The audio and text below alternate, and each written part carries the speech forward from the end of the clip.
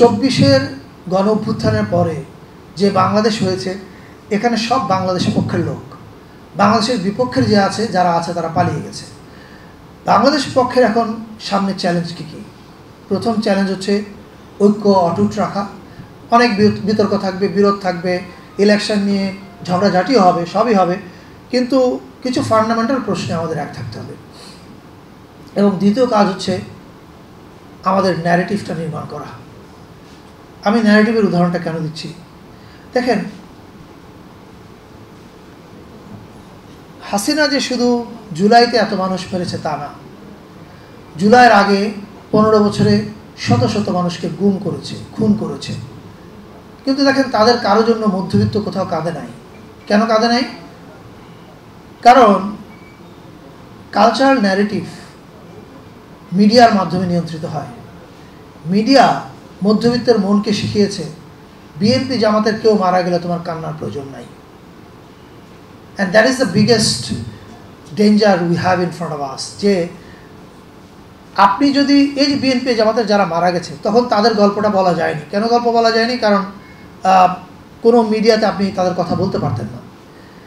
ফলে দেখেন, ওই লোকগুলা অনেকেই শহীদ হয়েছে, অনেকেই গুমে নির্যাতন সহ্য করেছে, কিন্তু শুধু ন্যারেটিভ নাই বলে তাদের জন্য মধ্যবিত্ত ওই সময় কাঁদে নাই। তার মানে ন্যারেটিভের প্রয়োজনীয়তা কতখানি তীব্র। আমি আরেকটা উদাহরণ দেখাই। 52 ভাষা আন্দোলনে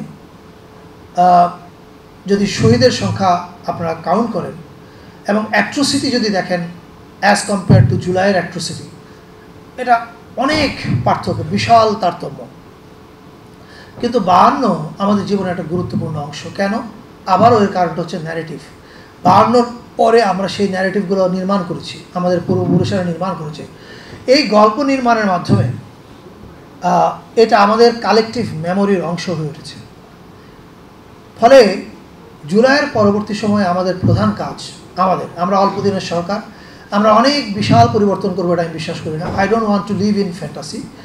আমি জানি আমার সময় কয়দিন আছে, এর মধ্যে আমাকে কি কি কাজ করা যাবে, এবং আমি সেই কাজগুলোই করছি। এবং আমার ধারণা আমি 15 থেকে 16 ঘন্টা কাজ করি, এবং যারা আমার সঙ্গে অনেক ইয়াং ছেলে কাজ করে বিভিন্ন প্ল্যাটফর্মের জুলাই রিলেটেড, ওদের কাছে খোঁজ নিলে জানতে পারবেন আমরা কী করছি। এখন এই যে যত আপনি বিভিন্ন সোশ্যাল মিডিয়ায় গিয়ে অনেক ডকুমেন্টারি দেখেন, অনেক ডকুমেন্টারি, যে আনাসের মায়ের ডকুমেন্টারি হয়তো আপনারা দেখে থাকবেন, যেখানে আনাসের মা বলেছিল গুলিটা লাগছে আমার ছেলের বুকে আর ছিদ্রটা হয়েছে আমার কলিজায়। এবং এই কথা যে শোনে, কারো পক্ষে কান্না সংবরণ করা সম্ভব হয় না। এরকম শত শত আপনারা ডকুমেন্টারি দেখছেন, এর সবগুলোই আমাদের বানানো, কিন্তু আমরা কোথাও লিখি না সংস্কৃতি মন্ত্রণালয়। এটা হচ্ছে মুশকিল। এখন আমরা কেন লিখি না? আমরা লিখি না এই কারণে যে আমার এখানে জনপ্রিয় মন্ত্রী হওয়ার কোনো প্রয়োজন নাই। আমি অফকোর্স, এমনকি আমার তাদেরও প্রয়োজন নাই। আমি গত জানুয়ারিতে মারা যেতে পারতাম, আমার ব্রেন স্ট্রোক হয়েছিল। So I am living A bonus life. এবং এই বোনাস লাইফে যে আমরা হাসিনা মুক্ত বাংলাদেশ দেখবো, এটাও তো আমরা ভাবি নাই, আল্লাহ দেখাইছে সেটা। তারপরে যখন আমার উপর এই দায়িত্বটা এসে পড়ে, তখন আমি প্রথমেই বলেছি no, I am not going to take this responsibility, no, that's not my job. And then ক্রমাগত প্রেশারের পরে একটা পর্যায়ে গিয়ে আমি অ্যাকসেপ্ট করি। এবং অ্যাকসেপ্ট করার সময় আমি নিজেকে একটা কথাই বলেছি,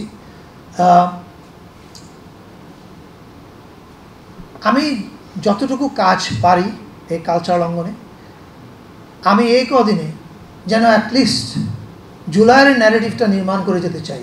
কারণ আবারও বলছি, সত্যের চেয়ে সত্য এখন তাজা। 5 বছর পরে সত্য তাজা থাকবে না। 5 বছর পর আমাদের রক্ষা কবচ হবে ন্যারেটিভ, এই গল্পগুলো।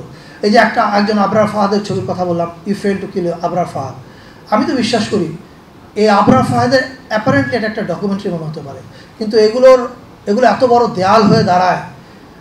এই দেয়াল পার হয়ে ফ্যাসিবাদ বা কোনো হ্যাজিমনির পক্ষে খুব দ্রুত বাংলাদেশে আসা খুব কঠিন কাজ।